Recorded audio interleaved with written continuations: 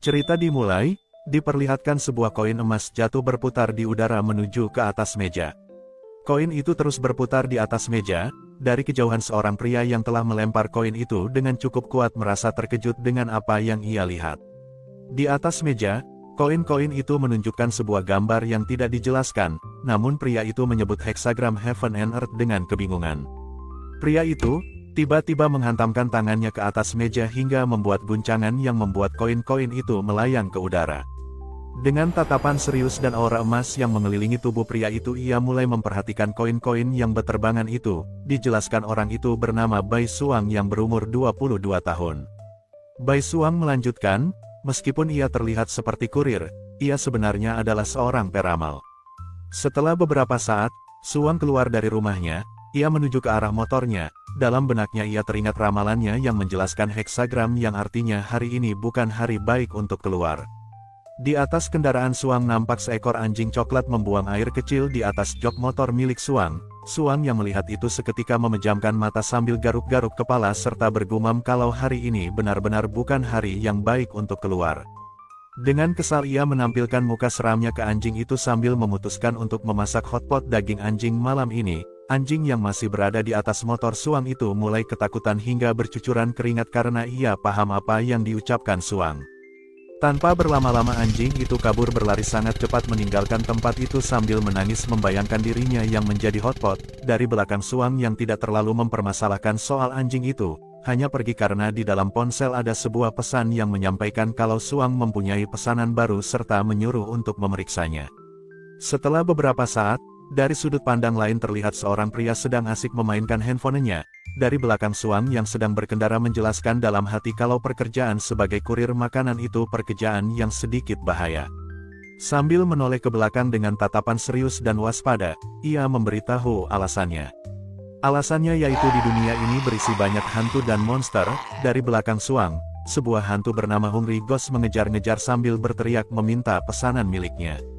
Suang yang sudah terbiasa melihat itu, hanya menatapnya dengan sinis. Namun sebelum Hungry Ghost itu meraih Suang, dari belakang Hungry Ghost itu muncul monster berwarna hijau yang memegangi hantu itu dan bersiap untuk menyerang dengan menggigitnya. Dijelaskan monster itu bernama Carnivore Ghost. Dari arah depan, Suang dengan wajah datarnya, bergumam mencoba mempertanyakan maksud hantu itu yang akan menyerang. Karena itu hampir membuat dirinya telat mengantarkan pesanannya. Setelah itu tanpa melakukan apapun, Suang terus memacu laju motornya meninggalkan dua hantu yang sedang berkelahi di belakang. Beberapa saat di pun berlalu, Suang yang telah tiba di suatu tempat nampak berhenti lalu memanggil bosnya. Ia menyampaikan kalau dirinya kemari untuk mengantarkan pesanan anggota Plum Blossom Ghost. Dari dalam toko, seorang pria gendut berjalan menghampiri Suang sambil membawa sebuah kresek plastik yang berbentuk kotak. Pria itu memberitahu dengan gembira kalau itu semua adalah pesanannya.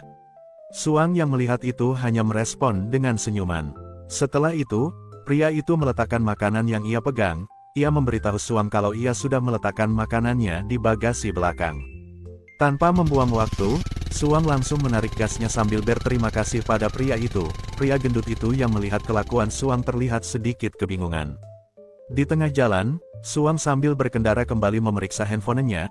Ia bertanya-tanya di mana anggota Plum Blossom Ghost karena seharusnya mereka ada di dekat sana. Di layar handphone Suang menampilkan seorang wanita anggota Plum Blossom Ghost. Di sisi lain, seorang wanita nampak terkejut disertai wajah memerah karena bajunya ditarik hingga robek oleh seseorang hingga menampilkan dua gunung mulusnya yang sedikit terbuka. Ternyata adegan tersebut adalah sebuah adegan syuting film. Terlihat beberapa orang sedang merekam adegan tersebut dengan kamera. Dua aktor, pria dan wanita itu terlihat sedang berkelahi di lantai. Pria itu berkata pada wanita menyuruh untuk berteriak sesukanya, karena tidak akan ada orang yang akan menolongnya. Wanita itu dengan sekuat tenaga menahan pria itu serta meminta tolong untuk berhenti. Pria itu, dengan wajah penuh nafsu mencoba memegang wanita itu dan menyuruh wanita itu untuk menurut. Wanita itu yang menyadari adegan ini sudah tidak beres, mulai merasa takut, terlihat air mata mulai keluar dari matanya. Dalam benak pria itu, ia tertawa lirih merencanakan untuk mencari kesempatan karena mereka sedang syuting dan itu adalah kesempatan yang bagus untuknya. Wanita itu mulai merasa kesal dan mata yang sudah berkaca-kaca, karena merasa pria itu benar-benar serius. Ia terus berusaha menahan pria itu sekuat tenaga. Saat pria itu mulai menggenggam tangan wanita itu sambil menyodorkan bibirnya untuk bersiap menciumnya, wanita itu dengan air mata yang sudah mengalir karena ketakutan berteriak meminta tolong pada sutradara, memberitahu kalau pria itu terlalu berlebihan. Sutradara dan para pekerja lainnya yang menatap ke arah layar malah tergoda dan menikmati pertunjukan itu. Sutradara itu dengan suara lirih menyuruh untuk terus melakukan adegan itu. Dari sisi lain, sebuah motor berwarna kuning melaju kencang di atas aspal hitam. Dengan kuat motor itu melompat ke atas dua aktor yang sedang syuting itu. Sekilas orang yang sedang mengendarai motor itu mirip dengan Suang. Dua aktor itu yang terkejut sontak melihat ke arah atas. Tanpa terduga, ban motor yang masih berputar itu tepat mengenai wajah aktor pria itu hingga membuat salah satu giginya copot serta darah mengalir dari bekas giginya. Saat motor itu sudah mendarat, terlihat ternyata orang yang mengendarai motor itu adalah Suang. Dengan penuh percaya diri menyampaikan kalau ia tidak bisa cuma diam saat seseorang melecehkan seorang wanita di siang bolong. Di sisi lain, pria yang terkena ban motor itu entah bagaimana terpental ke atas dengan sangat kuat. Dari atas pria itu berteriak kesakitan. Wanita yang melihat itu dengan baju yang sudah terkoyak, memandangi Suang dengan kagum. Sutradara yang melihat itu tidak terima, ia berteriak mempertanyakan perbuatan Suang yang membuat masalah. Karena mereka sedang lagi syuting, mendengar ucapan sutradara itu, Suang sambil membawa pesanan makanannya mempertanyakan syuting macam apa itu, karena mereka melecehkan wanita itu. Suang menjelaskan jika ia tidak menghentikannya itu pasti akan menjadi film dewasa. Setelah itu Suang meletakkan makanannya di atas meja dan memberitahu kalau ini waktunya makan. Dari seberang sutradara itu merasa sangat kesal, ia mempertanyakan respon Suang. Dari belakang Suang, wanita itu memanggil Suang dengan nada lirih. Mendengar panggilan itu Suang pun menoleh ke belakang. Saat tatapan Suang mengarah ke wanita itu dengan penuh perasaan berterima kasih pada Suang. Namun sebelum merespon ucapan wanita itu, ia menatap wanita itu dengan penuh waspada dan terkejut. Dalam benak Suang, ia menyadari wanita itu sangat aneh.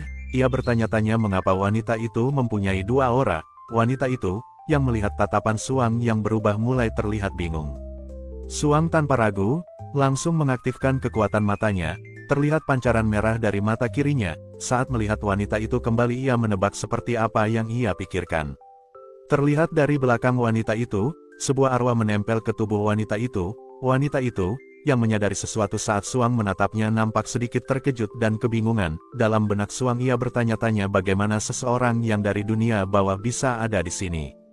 Dalam pikiran Suang, ia menjelaskan kalau sosok itu adalah hantu berwarna biru serta tidak memiliki niat buruk. Ia menyimpulkan kalau roh itu bukan roh jahat. Tanpa ragu Suang bertanya pada hantu itu apakah dia tidak takut dihukum karena seenaknya merasuki tubuh seseorang. Mendengar pertanyaan Suang, wanita itu sontak terkejut. Ia bertanya pada Suang apakah dia tahu kalau dirinya sebenarnya hantu. Suang dengan nada bangga membenarkan pertanyaan itu. Suang juga memberitahu kalau dirinya tahu kalau wanita itu adalah hantu cantik yang menawan. Setelah penjelasan itu, Suang melanjutkan memberitahu kalau ini adalah dunia modern, tempat yang jauh berbeda dari asalnya. Suang menambahkan kalau ia ingin selamat, ia harus ikut dengannya. Tanpa buang-buang waktu, Suang memegang tangan wanita itu, namun wanita itu masih bingung harus mengikuti Suang kemana. Setelah memegang tangan wanita itu, Suang mengangkat wanita itu ke pundaknya dengan penuh percaya diri. Saat itu juga, Suang memberitahu kalau ia ingin mengajaknya ke tempat yang aman. Wanita itu yang berada di atas tubuh Suang hanya merasa terkejut karena tiba-tiba dirinya digendong oleh seorang pria. Di sela itu, Suang bergumam dalam hati kalau hantu wanita itu sangat berbeda dari hantu lainnya, karena auranya sangat cocok dengan wanita yang dirasukinya. Pada akhirnya ia memutuskan untuk membawanya pulang untuk diteliti. Setelah menuju kendaraannya, Suang menurunkan wanita itu tepat di atas jok motornya. Dengan penuh semangat, Suang memasangkan helm berwarna kuning pada wanita itu. Wanita itu tanpa menunjukkan reaksi apapun, hanya menurut serta menatap Suang dengan polosnya. Tanpa membuang waktu, Suang menaiki motornya dan menyuruh wanita itu berpegangan dengan erat. Wanita itu yang terus menatap Suang hanya menuruti ucapannya tanpa mengetahui ia akan dibawa kemana. Setelah itu, Suang mulai menarik gas motornya dengan cepat. Saat motor itu mulai melaju kencang, wanita yang berada di belakang Suang merasa takut dan memberitahu Suang kalau ia terlalu cepat dalam mengendarai motornya.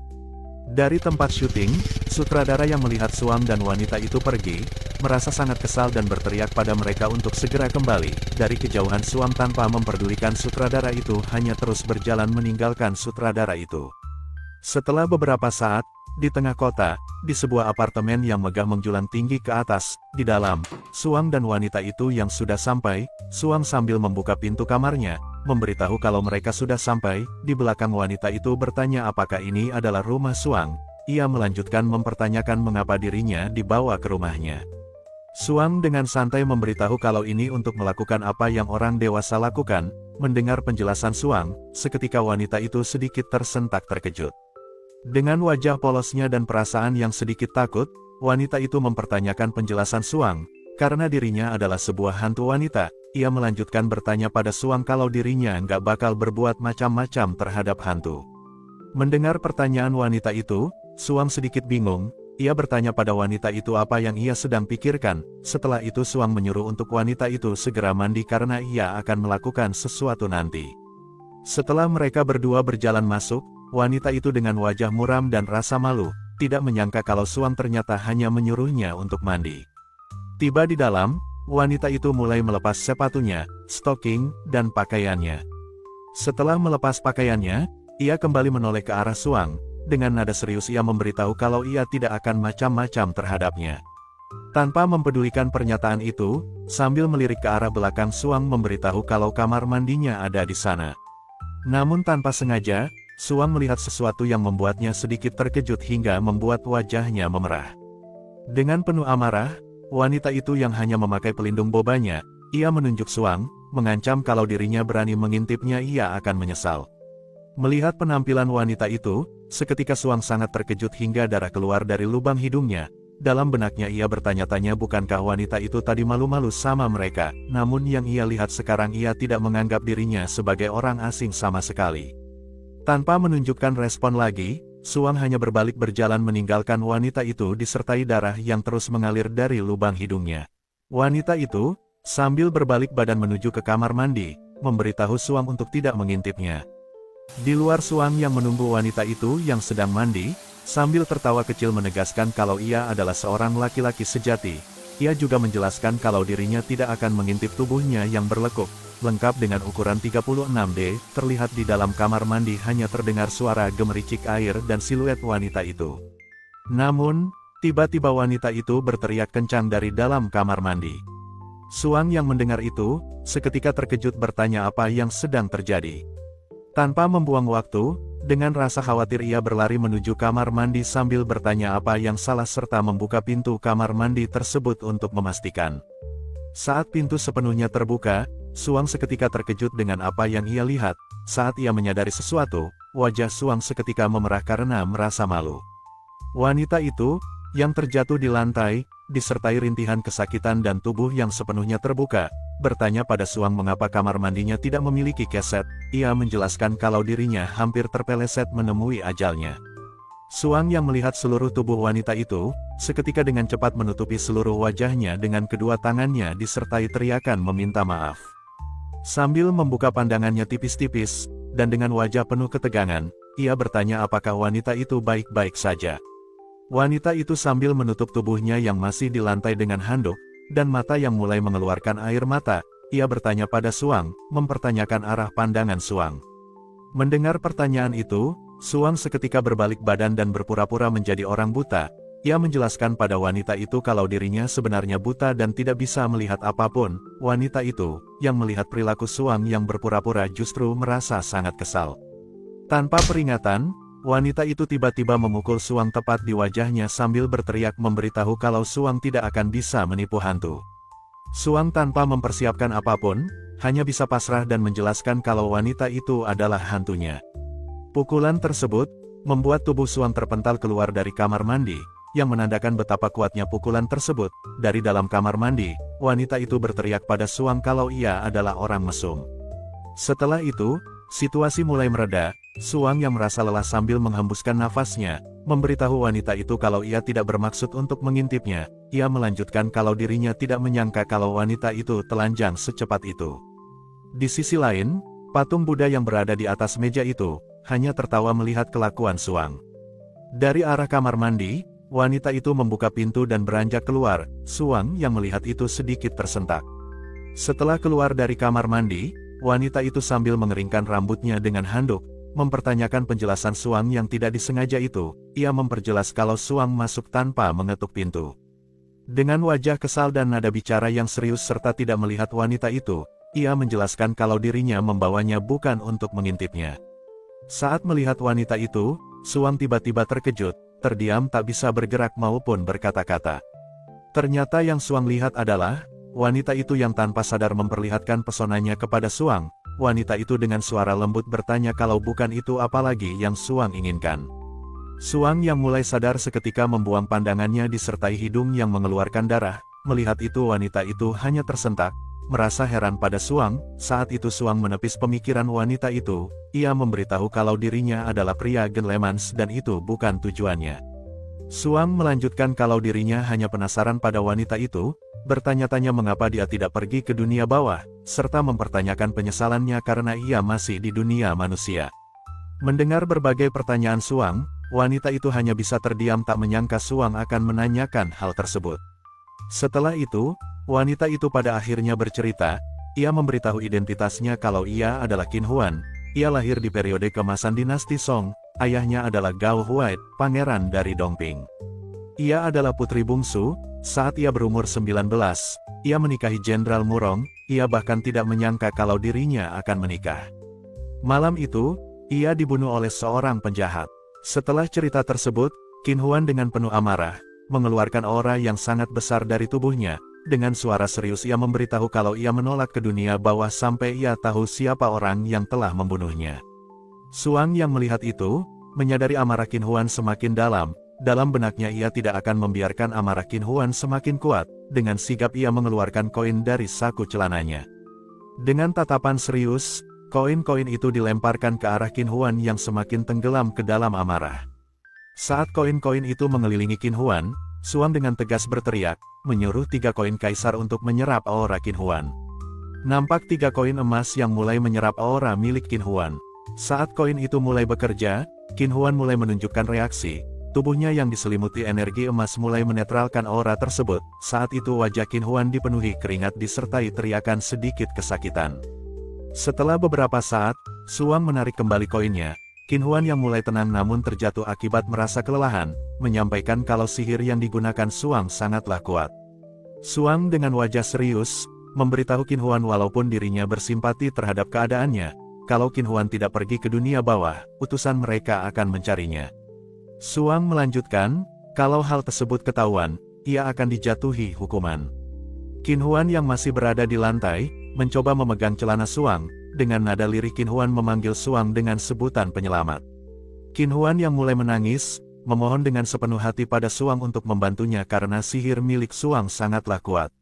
Suang yang mendengar kalimat penyelamat, seketika terkejut ia bertanya-tanya apa maksudnya. Qin Huan menjelaskan kalau Suang telah menyelamatkan dirinya pada saat syuting. Qin Huan kembali meminta tolong untuk membantunya menemukan pembunuhnya dan membiarkan dirinya tinggal di dunia manusia. Saat itu Qin Huan mengancam Suang, kalau Suang tidak mau ia akan terus berlutut di sana. Dengan penuh rasa kebingungan, Suang sambil memegang kepalanya, dalam hatinya ia berkata kalau dirinya tidak tahan melihat wanita menangis di depannya. Pada akhirnya, Suang sambil merayu wanita itu memutuskan untuk membantunya.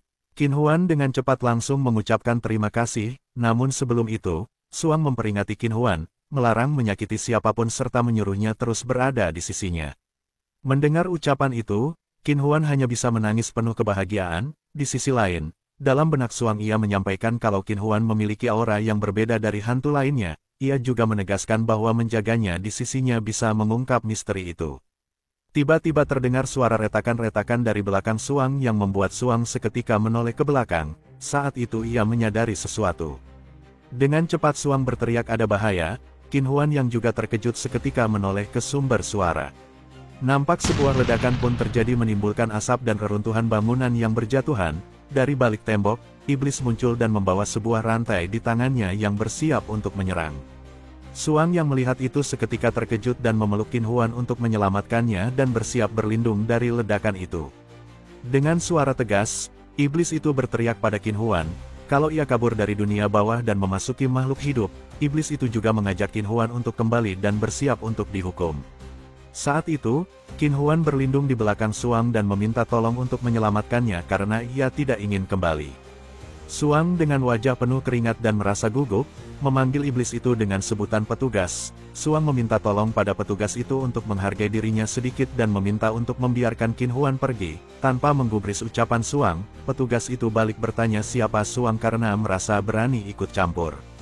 Suang yang mendengar respon itu seketika berubah serius. Dengan nada tegas Suang memberitahu kalau Qin Huan adalah wanitanya dan ia tidak akan membiarkan petugas itu membawanya. Tanpa membuang waktu, petugas itu seketika mengayunkan rantainya dengan sekuat tenaga. Dengan penuh amarah ia bertanya pada Suang untuk tidak membuang-buang waktu serta menyuruh untuk minggir. Terlihat sebuah ledakan besar pun terjadi akibat serangan itu. Suang yang hampir terkena oleh serangan itu dengan cepat menghindar sambil memeluk Qin Huan untuk melindunginya dan menyuruh Qin Huan untuk waspada. Petugas itu yang semakin marah, kembali mengayunkan rantainya untuk menyerang sambil berteriak mempertanyakan mengapa Suang menghalangi dirinya dari menjalankan tugas. Saat rantai itu dibentangkan, rantai itu berubah menjadi ular berwarna ungu yang bersiap untuk menyerang. Petugas itu kembali bertanya pada Suang apakah ia mencari kematian. Melihat itu, Qin Huan seketika merasa ketakutan, namun Suang sambil memegang Qin Huan, dengan tatapan serius menyuruh Qin Huan untuk tidak takut karena dirinya tidak akan membiarkannya terluka. Dengan cepat, Suang mengambil patung Buddha yang berada di atas meja itu. Nampak patung itu mulai mengeluarkan cahaya emas. Suang yang mulai mengeluarkan kekuatannya, mengarahkan tangannya ke patung itu sambil mengucapkan sebuah mantra. Aura emas yang berada di patung itu terlihat semakin besar dan kuat. Saat selesai merapal mantra, terlihat sebuah kaki berwarna emas menginjak ular petugas itu dengan sangat kuat, membuat ular itu berteriak kesakitan. Terlihat sebuah hologram emas berbentuk gambar Buddha menjulang tinggi diselimuti energi kuat. Di depannya Suang mengangkat satu tangannya dan berteriak menyuruh roh jahat untuk pergi.